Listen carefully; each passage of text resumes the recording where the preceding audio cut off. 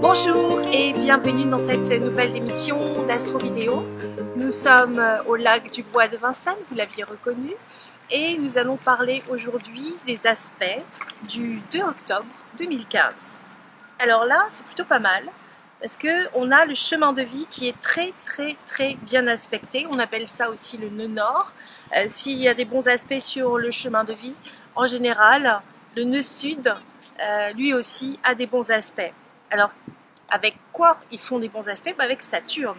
Alors ça, c'est une bonne nouvelle, parce que Saturne, c'est la construction, c'est le temps, c'est la pérennité, c'est aussi les eaux. L'ossature, c'est le désir de poser les choses sur le long terme, c'est la structure, c'est l'organisation, c'est aussi la sagesse. Il y a plein de définitions pour le même symbole astrologique, et c'est ça, avant tout, que vous devez reconnaître. Saturne, c'est aussi le symbole de la personne plus âgée, qui arrive dans le 3e, voire même 4e âge. Maintenant, on va bien parler de 5e âge, puisque maintenant, on vieillit de plus en plus longtemps. Alors, Saturne fait un très bel aspect avec ce chemin de vie. Ça, c'est une très bonne nouvelle. Ça veut dire que et Saturne est dans le signe du Sagittaire, ça va être l'action, ça va être l'ouverture, ça va être la curiosité, la soif de connaître, le désir profond d'en savoir un petit peu plus. Qu'est-ce que les philosophies? Qu'est-ce que la religion? Et ça peut être aussi le côté sage des religieux qui ressort. Ça peut être aussi la sagesse de ceux qui font les lois, par exemple. On pourrait se dire ça dans l'absolu. Donc il y a une construction qui peut concerner les balances, puisque là du coup ça touche une belle communication. Ça peut être aussi qu'ils sont en train de signer des contrats. Ça va toucher aussi les sagittaires qui se remettent en question parce qu'il y a le carré avec Neptune rétrograde dans le signe du Poisson, donc c'est un peu le flou, ils ne savent pas où ils vont.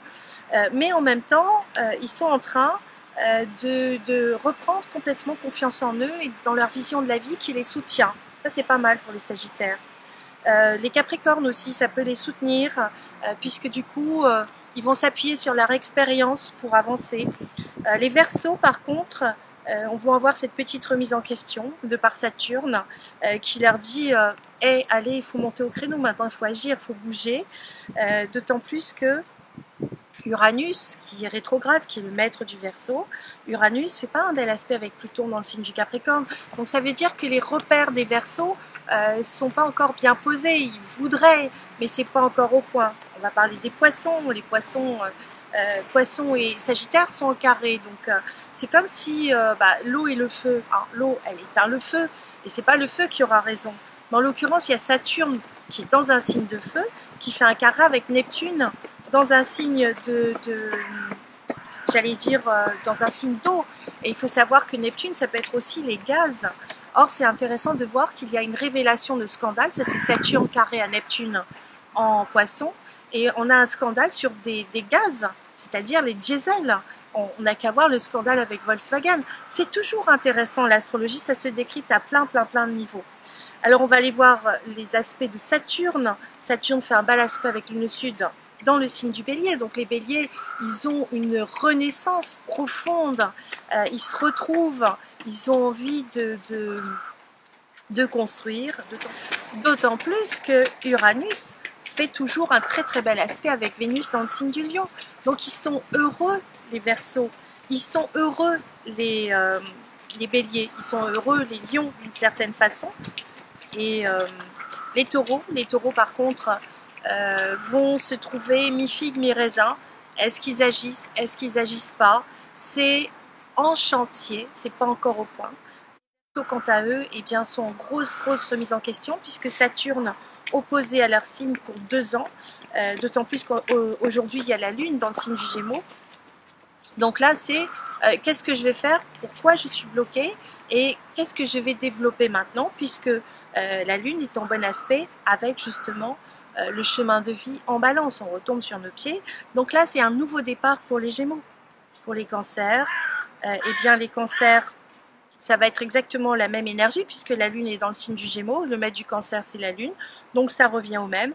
Simplement, il faudra faire attention pour les petits cancers, de ne pas vous énerver, de prendre votre mal en patience parce que ça va avancer, mais il y a encore un petit quelque chose à attendre et surtout ne pas s'inquiéter, même s'il y a Pluton qui est en face de votre signe, parce que là il y en a encore pour plusieurs années, donc vous êtes aussi en transformation profonde. On va aller voir ce que ça donne, ce Saturne par rapport au signe du Lion, puisqu'on a la part de fortune en Lion aujourd'hui, ça fait un trigone. Un trigone c'est 4 signes de 30 degrés chacun, ça fait 120 degrés, c'est une facilité. Donc il y a une construction sur le long terme pour le signe du Lion.